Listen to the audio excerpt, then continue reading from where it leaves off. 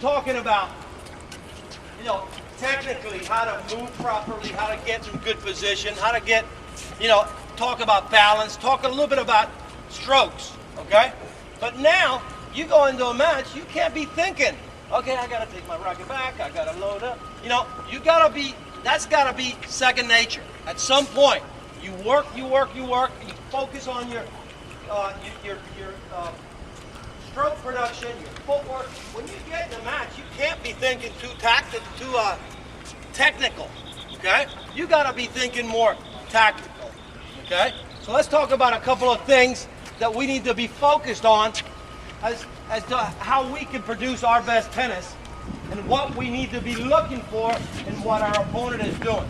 And I'm going to let Paul just go over a couple things. Guys, first of all, we're going to be walking around, and this is what we're going to look at very specifically. You guys, okay? Here? We're going to be looking at 4 things. The first and most important thing that we're going to be looking at is, are you able to start the point? Okay? Are you able to get your serves in? Are you giving away free points? So we're looking to start the point on both the serve and the return. That's going to be something that's primarily, can we start the point? B, are we building our points? Once we start it, we get the return back in. Are we establishing rallies, or are we going for big balls?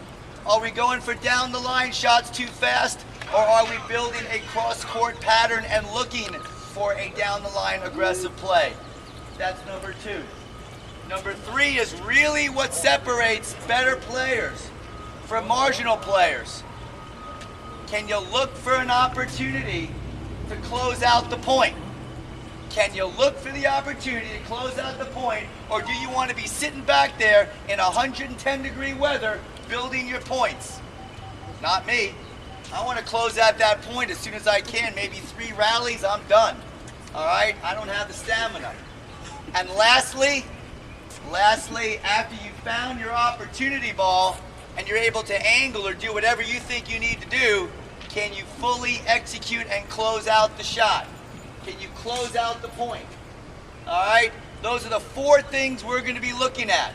First is going to be what? Starting the point. Start the point on both the what and the what? Serve and return. That means double faults. That means returns don't need to be aggressive. It means it could be a blocking shot, neutralizing shot. Just get yourself back into the point. Then you have what? Number 2.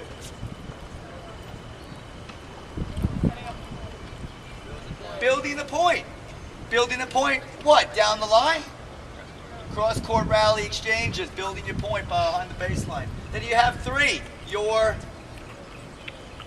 opportunity ball. Opportunity ball could be when your opponent brings you inside. So maybe this is your time to go for your angle shot, push your opponent off the court. And then finally, you got to be able to do what? 4. Finish the point, close out the shots. There's a lot of professional players out there that could start the point. They could definitely build the point, but they may not always have the ability to close out the point. Andy Roddick had a problem. He couldn't close out a point. He could start the point with his amazing serve. He got the return back. He was able to build his point, but he couldn't quite find an opportunity to close out the point. And that's what he had to work on.